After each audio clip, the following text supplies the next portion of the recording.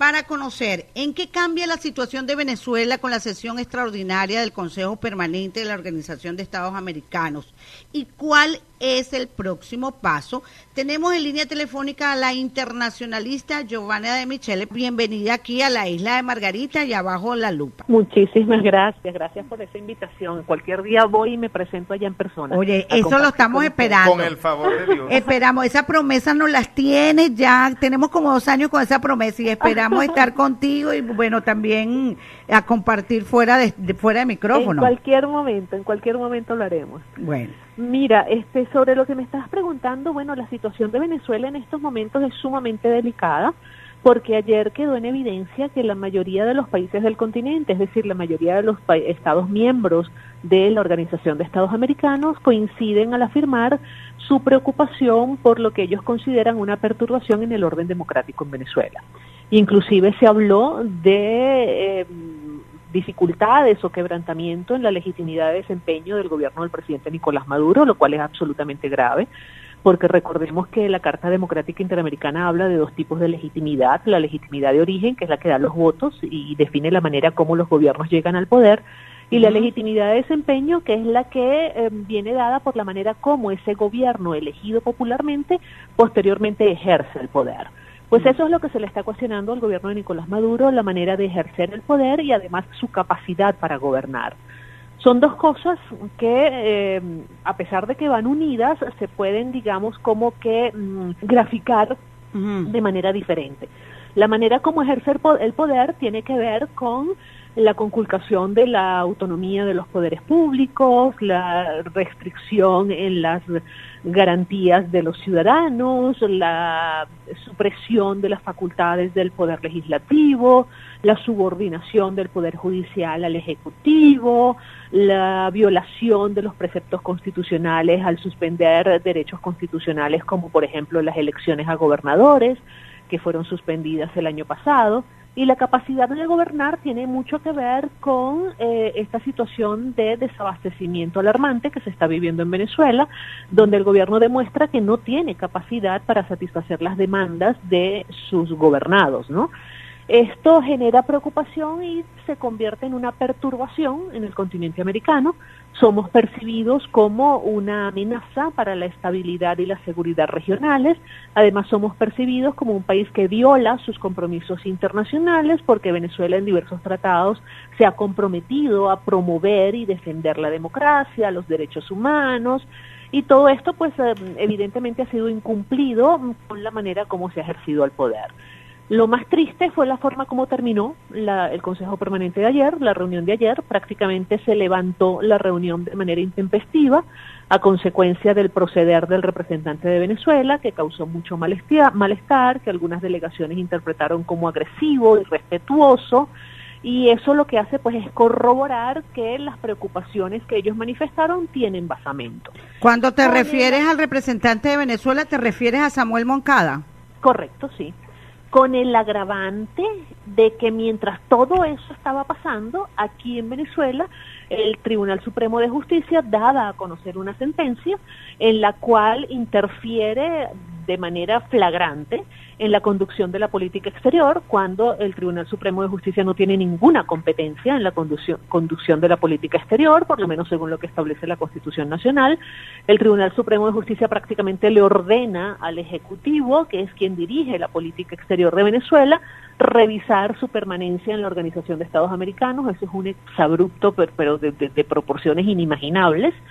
Se terminan de allanar las competencias de la Asamblea Nacional, se allanan la inmunidad parlamentaria de los diputados, es decir, se cometen una serie de excesos que lo que hacen es gritar de una manera absolutamente inconfundible que lo que estaban diciendo en el Consejo Permanente de la Organización de Estados Americanos era absolutamente cierto, que el Poder Ejecutivo ha subyugado al Poder Judicial y que el Poder Judicial responde única y exclusivamente a los intereses del partido de gobierno en estos momentos. Ahora, en la sesión de ayer no hubo una conclusión como tal, un acuerdo firmado, se levanta como señalas, y el gobierno hoy señala que tuvo una victoria.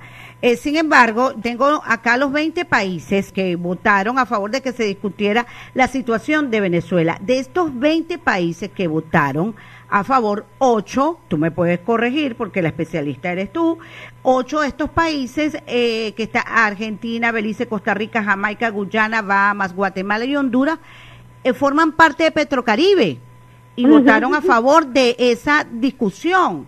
Sí. Y esto no había pasado en otras oportunidades. Entonces, así es. Entonces creo que allí está también un punto de análisis dentro de esta votación. Sí, así es. Así es, fíjate que ya Venezuela dejó de tener la influencia que en algún momento tuvo, porque sí la tuvo y eso hay que reconocerlo.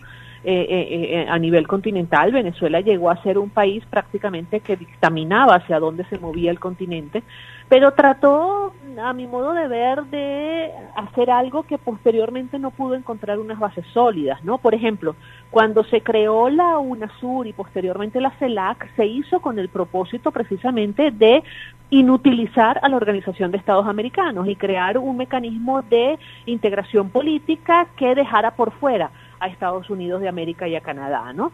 Evidentemente eso no se pudo lograr. Fíjate que la OEA existe y de qué manera está demostrando que existe todavía, mientras que UNASUR ha permanecido en un letargo pues absolutamente asombroso, ¿no? Hasta para el momento actual.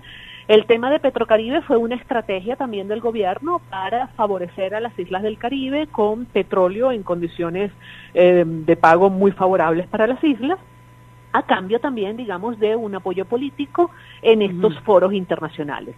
Sin embargo, la imposibilidad de Venezuela de seguir cumpliendo con ese suministro en condiciones favorables para las islas del Caribe, pues se está haciendo sentir y estas islas ya están buscando otros proveedores.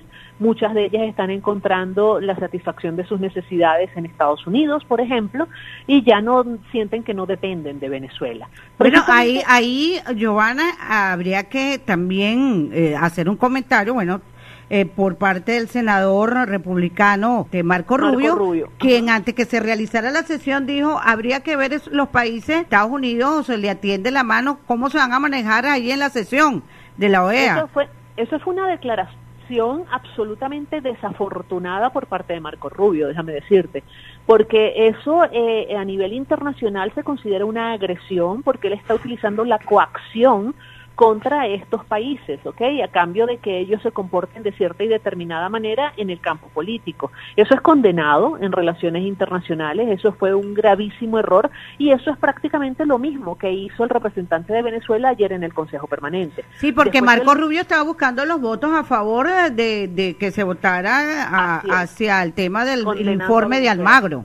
Exactamente, exactamente. Eso es condenado, como te digo, porque fíjate, la coacción a nivel internacional no es únicamente por vía militar, o sea, tú no ejerces presión en los estados únicamente por vía militar, tú ejerces presión también por la vía económica, por la vía política, y cuando este señor le dice, a ver cómo se comportan, porque de eso va a depender nuestra asistencia en materia económica, pues los está, digamos, coaccionando a que piensen cómo se van a comportar a nivel político a cambio de poder ser castigados con la asistencia que le da Estados Unidos. Eso es absolutamente grave, eso no debió haber sucedido nunca y yo me imagino que alguien dentro del Departamento de Estado de los Estados Unidos le debe haber hecho notar al senador Marco Rubio pues la magnitud de su torpeza, ¿no?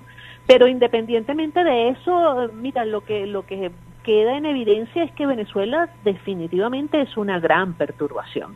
Ahora, ¿qué es lo que puede pasar? Bueno, fíjate, hay instrumentos que tiene la OEA, por ejemplo, hay una resolución de la OEA del año 91, 92, creo que 91, que es la resolución 1080, en la cual se le autoriza al secretario general de la OEA a solicitar la convocatoria de un consejo permanente para analizar una distorsión en el orden democrático y tal, pero mucho más allá se le autoriza a llamar a una asamblea general extraordinaria de la Organización de Estados Americanos para ver qué hacer, ¿no?, en estos casos.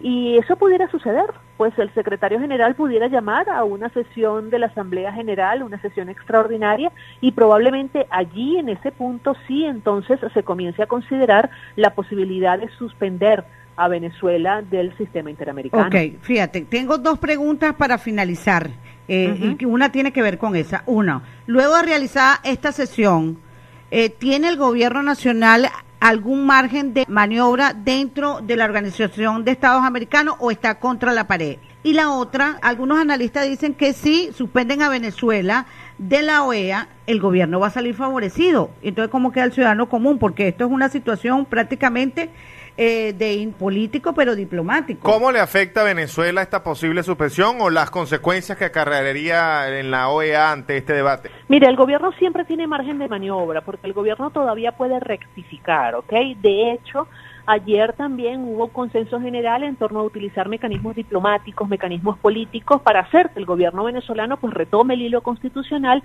y restablezca el orden democrático en Venezuela. Lo puede hacer, pero tendría que rectificar y tendría que dar marcha atrás en políticas y decisiones sumamente equivocadas. Hasta ahora todo parece indicar que eso no va a suceder. De hecho, la sentencia de ayer del TSJ le exhorta al presidente a revisar su permanencia en la OEA. Entonces, antes de que se produzca la suspensión, es muy probable que el gobierno venezolano decida retirar al Estado venezolano de la OEA. Si eso sucede, eso jamás pudiera ser visto como una victoria para Venezuela ni puede ayudar a Venezuela. Quienes así lo afirman parten de la base de que Cuba ha podido vivir 5 décadas sin estar dentro de la Organización de Estados Americanos y ellos dicen que no le ha pasado nada. Pero aquí hay que aclarar varias cosas. Cuba, cuando salió de la OEA, estábamos hablando de finales de la década de los 50, del siglo XX, donde el escenario político era muy diferente al actual. No existía la cantidad de obligaciones contractuales que tiene el Estado venezolano en materia de democracia. En aquel momento Cuba no tenía esas obligaciones porque esos documentos no existían. Estamos en el siglo XXI. La salida de Venezuela se daría por un quebrantamiento en la legitimidad de desempeño del gobierno de Nicolás Maduro. Es decir, el escenario es completamente diferente. Y además Venezuela quedaría consagrada como un Estado forajido que no cumple sus acuerdos internacionales. ¿Cómo afecta eso al ciudadano de a pie? Bueno, la afectación viene dada porque a nosotros se nos va a complicar todavía más nuestra calidad de vida, en la medida en que el gobierno va a tener todavía más dificultades para celebrar acuerdos comerciales y poder importar todo lo que nosotros consumimos en este momento en el país, que es todo importado. Pero eso no es imputable a la Organización de Estados Americanos, eso es imputable precisamente a la manera como se ha venido comportando el Estado venezolano. Giovanna, el gobierno le ha pedido ayuda humanitaria en cuanto a medicinas a la ONU. ¿Por qué lo hace a través de la ONU y no a través de la OEA? Mira, eso es una manipulación tremenda de la información, porque la ONU tiene dentro de sus funciones brindar ese tipo de apoyo a todos los Estados miembros. De hecho, Venezuela desde hace mucho tiempo está recibiendo ese tipo de ayuda por parte de Naciones Unidas. Ahí no hay nada nuevo. Lo único es que en este momento y en la actual coyuntura el presidente decidió hacerlo público, porque considera que eso puede de alguna manera atenuar la crítica que hay a nivel internacional sobre su arrogancia para reconocer que estamos frente a una crisis humanitaria. Pero esa colaboración del Programa de Naciones Unidas para el Desarrollo lo ha hecho siempre, eso no es nada nuevo, eso es algo que está vigente desde hace muchísimos años y Venezuela se ha venido beneficiando. Ahora, que se debe aumentar por la magnitud de la crisis venezolana, estamos totalmente de acuerdo, pero eso pasa por el tamiz de que el gobierno reconozca que está en medio de una crisis humanitaria, ¿ok? Y eso es lo que el gobierno se ha resistido a reconocer. Bueno, Giovanna de Michele, muchísimas gracias por darnos esas luces ante lo sucedido ayer en la OEA y bueno, las consecuencias y todo lo que explicaste acá. Muchísimas gracias, Giovanna de Michele, aliada internacionalista de Bajo la Lupa. Un gran abrazo. Gracias, te esperamos en Margarita.